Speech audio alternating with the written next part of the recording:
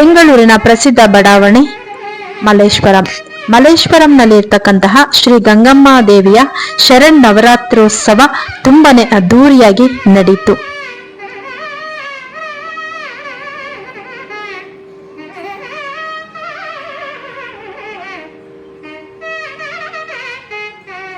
ಬೆಂಗಳೂರಿನ ಮೂಲೆ ಮೂಲೆಯಿಂದ ಈ ದೇವಾಲಯಕ್ಕೆ ಆಗಮಿಸುತ್ತಾರೆ. ಈ ದೇವಾಲಯದಲ್ಲಿ ಗಂಗಮ್ಮನ ವೈಭವವನ್ನ, ಗಂಗಮ್ಮ ಶರನ್ನವರಾತ್ರಿಯ ಉತ್ಸವವನ್ನು ಕಣ್ತುಂಬಿಕೊಳ್ಳಲು ಬೆಂಗಳೂರಿನ ಪ್ರತಿ ಮೂಲೆಯಿಂದ ಕೂಡ ಇಲ್ಲಿಗೆ ಆಗಮಿಸ್ತಾರೆ.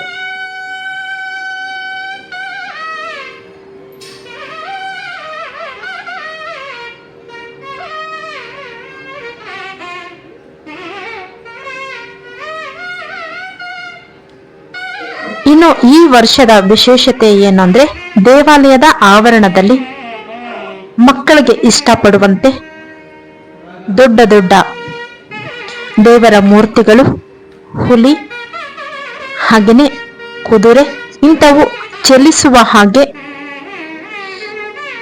ಎಫೆಕ್ಟ್ ಅನ್ನ ಕೂಡ ದೇವಾಲಯದ ಆವರಣದಲ್ಲಿ ಕೊಡಲಾಗಿತ್ತು.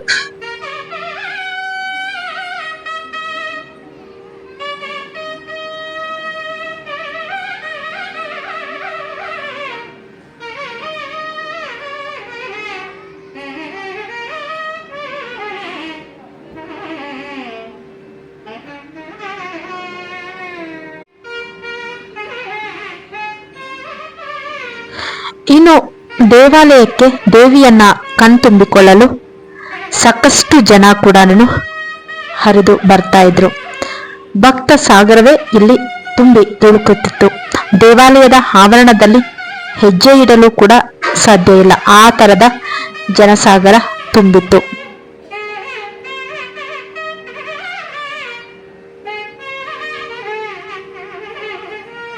ದೇವಾಲಯದ ಮುಂದೆ ದೊಡ್ಡದಾದಂತಹ ಬಣ್ಣದ ರಂಗೋಲಿಯನ್ನ ಕೂಡ ತುಂಬಾನೇ ಸುಂದರವಾಗಿ ಬಿಡಿಸಿದ್ರು.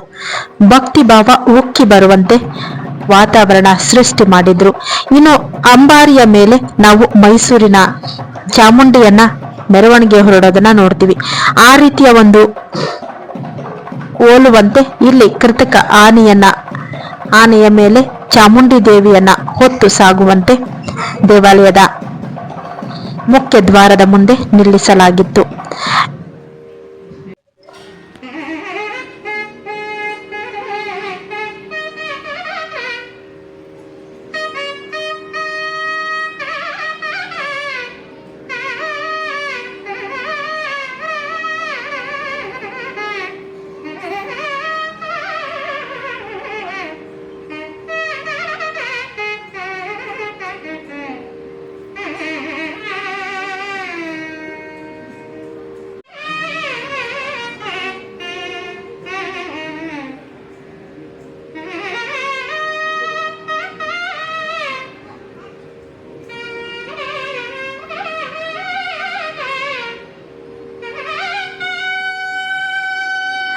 ಇನ್ನು ಇಲ್ಲಿ ಬಂದಂತಹ ಭಕ್ತರು ತಮ್ಮ ಮೊಬೈಲ್ಗಳ ಮೂಲಕ ದೃಶ್ಯಗಳನ್ನ ಚಿತ್ರಿಸಿಕೊಳ್ಳುತ್ತಿದ್ದರು, ಸೆಲ್ಫಿಗಳನ್ನ ತಗೊಳ್ತಾ ಇದ್ರು, ಫೋಟೋಗಳನ್ನ ಕೂಡ ತಗೊಳ್ತಾ ಇದ್ರು. ಮಕ್ಕಳಂತೂ ತುಂಬಾನೇ ಖುಷಿ ಪಡ್ತಾ ಇದ್ರು. ಯಾಕೆಂದ್ರೆ ಚಲಿಸುವಂತಹ ಹುಲಿ, ಹಾಗೆ ತಾಯಿಗೆ 7 ಹೆಡೆಗಳ ಶೇಷ ನೆರಳನ್ನ ಕೊಡುವಂತಹ ದೃಶ್ಯ, ಹಾಗೇನೆ ಕುದುರೆ ಚಲಿಸುವಂತಹ ದೃಶ್ಯಗಳು ಕೂಡ ತುಂಬಾನೇ ಇಲ್ಲಿ ಅದ್ದೂರಿಯಾಗಿ ಇತ್ತು.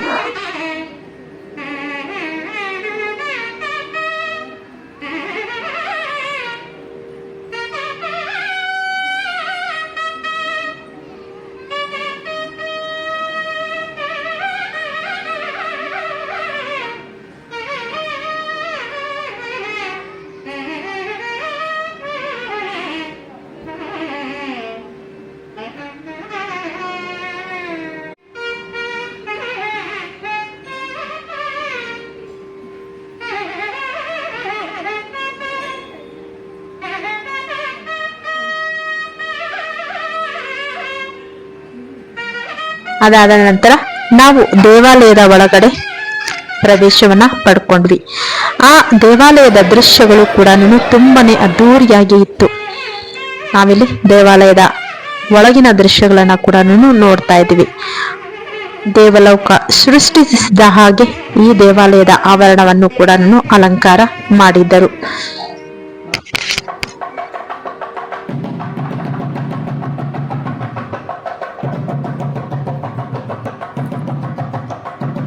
ಇನ್ನು ನವದುರ್ಗೆಯರನ್ನ ಕಣ್ತುಂಬಿಕೊಳ್ಳುವಂತಹ ಅವಕಾಶ ಕೂಡ ದೇವಾಲಯದ ಆವರಣದಲ್ಲಿ ಇತ್ತು. ಚಂದ್ರಘಂಟ, ಕಾತ್ಯಾಯಿನಿ, ಶೈಲಪುತ್ರಿ ಹೀಗೆ ನವದುರ್ಗಿಯರನ್ನ ಕಣ್ತುಂಬಿಕೊಳ್ಳುವಂತಹ ಅವಕಾಶ ಕೂಡ ಈ ದೇವಾಲಯದಲ್ಲಿ ಕಲ್ಪಿಸಲಾಗಿತ್ತು.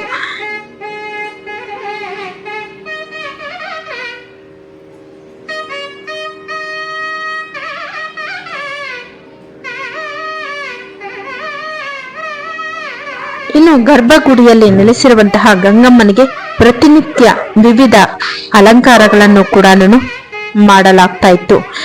ನಾವು ಹೋಗಿದ್ದಂತಹ ದಿನದಂದು ದೇವಿ ಚಾಮುಂಡೇಶ್ವರಿಯ ರೂಪವನ್ನ ಹಾಗೇನೆ ತಾಯಿ ಮಹಿಷಾಸುರನನ್ನ ಕೊಲ್ಲುವಂತಹ ದೃಶ್ಯವನ್ನ ಕೂಡ ತುಂಬಾನೇ ಅದ್ಭುತವಾಗಿ ಮಾಡಿದ್ರು.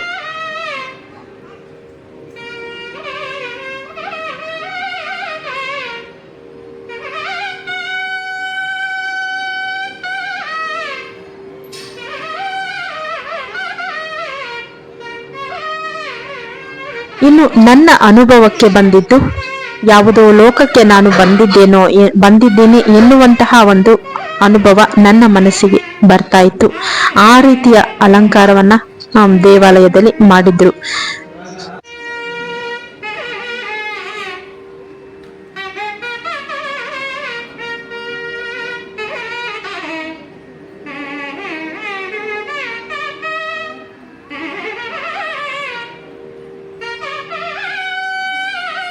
ಬಹುಶಃ ಬೆಂಗಳೂರಿನಲ್ಲಿ ಮಾತ್ರ ಇಂತಹ ದೇವಾಲಯ ವೀಕ್ಷಣೆ ಮಾಡಿಕೊಳ್ಳಲು ಅವಕಾಶ ಇತ್ತೇನೋ ಎನ್ನುವಂತೆ ನನ್ನ ಮನಸ್ಸಿನ ಭಾವನೆಯೂ ಕೂಡ ಹೇಳ್ತಾ ಇತ್ತು.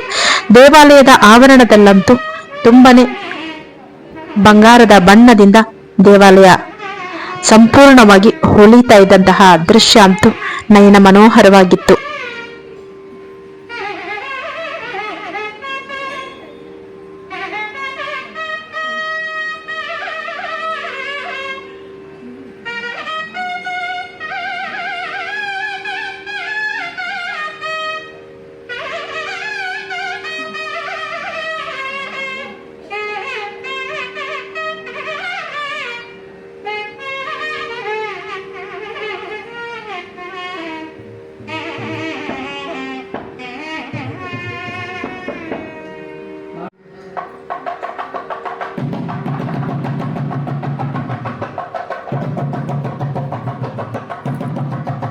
ನಿಜವಾಗಿಯೂ ನವದುರ್ಗೆಯರು ಗಂಗಾ ಮಾತೆಯ ದೇವಾಲಯದಲ್ಲಿ ಬಂದು ನೆಲೆಸಿದ್ದಾರೆ ಎನ್ನುವಂತಹ ಅನುಭವ ಕೂಡ ನನಗೆ ನನ್ನ ಮನಸ್ಸಿಗೆ ಅನಿಸ್ತಾ ಇತ್ತು.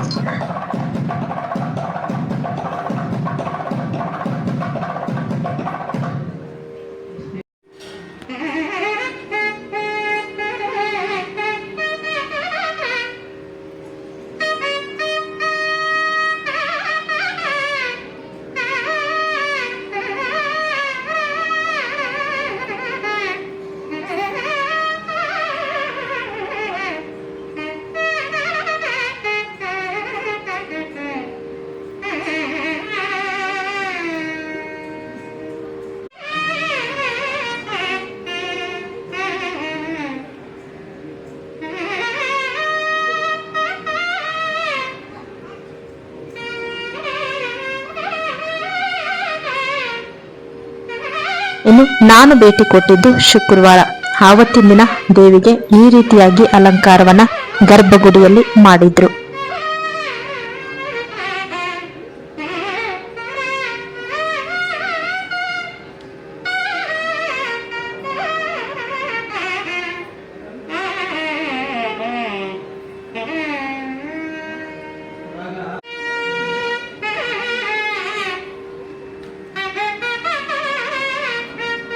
ಇನ್ನು ಮುಖ್ಯ ದ್ವಾರದ ಬಳಿ ಶಿವ ಪಾರ್ವತಿಯರ ಕುಟುಂಬ ನೆಲೆಸಿತ್ತು. ಸುಬ್ರಹ್ಮಣ್ಯ ಸ್ವಾಮಿ, ಗಣಪತಿ ಹೀಗೆ ದೇವಾಲಯದ ಆವರಣದಲ್ಲಿ ಸಂಪೂರ್ಣವಾಗಿ ಪಾರ್ವತಿ ಕುಟುಂಬ ನೆಲೆಸಿದೆ ಎನ್ನುವಂತೆ ಭಾಸವಾಗುತ್ತಿತ್ತು.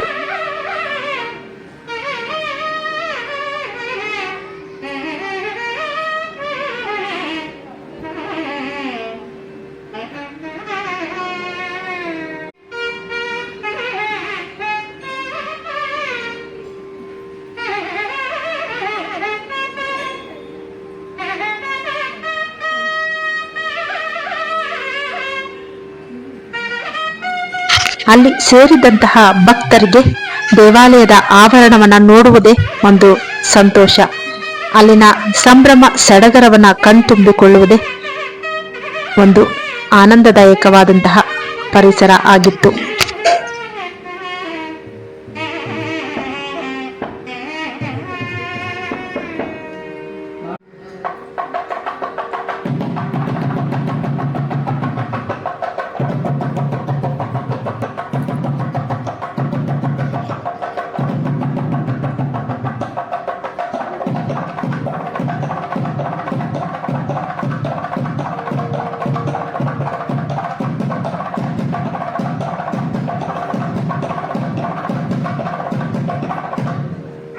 ಇನ್ನು ದಸರಾ ಗೊಂಬೆಯನ್ನ ಕೂಡ ದೇವಾಲಯದಲ್ಲಿ ಕೂರಿಸಿದ್ರು. ಹೀಗೆ ಶಿವನ ಜಟೆಯಿಂದ ಭಗೀರಥ ನೀರನ್ನ ತರುವಂತಹ ಆ ದೃಶ್ಯ, ರಂಗೋಲಿಯಲ್ಲಿ ಬಿಡಿಸಿರುವಂತಹ ದೃಶ್ಯ ಕೂಡ ತುಂಬಾನೇ, ರಂಗೋಲಿ ಪುಡಿಯಿಂದ ತುಂಬಾನೇ ಅದ್ದೂರಿಯಾಗಿ ಬಿಡಿಸಿದ್ರು. ಅದನ್ನು ಕೂಡ ನಾವೀಗ ದೃಶ್ಯದಲ್ಲಿ ನೋಡ್ತಾ ಇದ್ದೀವಿ.